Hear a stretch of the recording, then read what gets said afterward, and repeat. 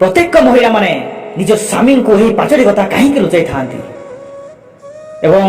से क्यों पांचटी कथा जानापी भिडियो को शेष पर्यंत देखु।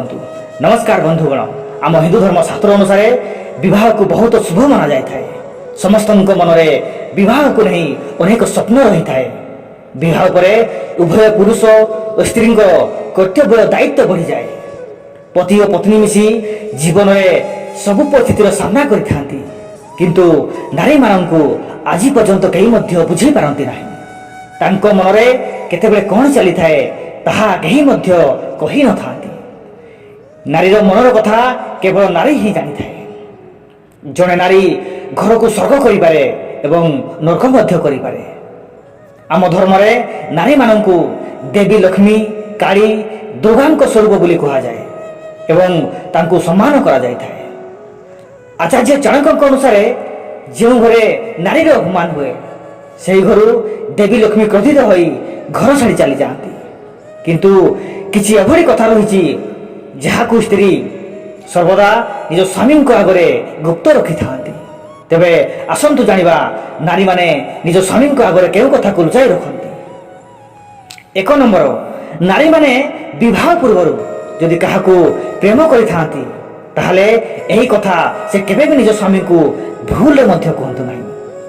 कारण तांको मन में भय रही है कि हुए तो यही कथा पाई पति पत्नी मध्य अଯଥା विवाद हो पारे।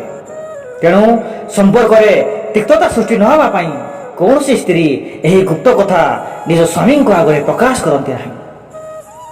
2 नंबर, प्रत्येक स्त्री लोक माने निजर इच्छा को केबे भी निज स्वामी आगे प्रकाश करती नहीं।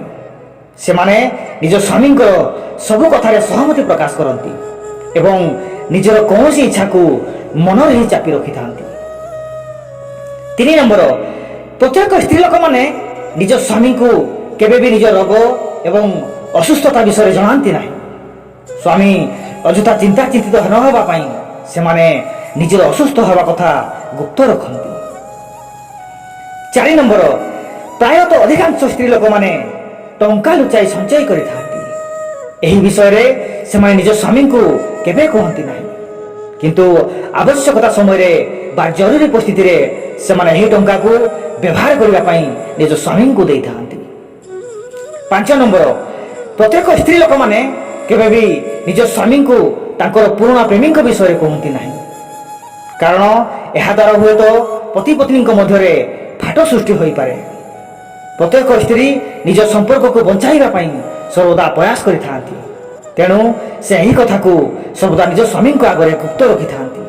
तो दर्शक बंधु, आम चैनल वीडियो माध्यम एहीपरि किसी नुआ कथा जानिबा पई वीडियो को लाइक एवं चैनल को सब्सक्राइब कर दियंतु। धन्यवाद।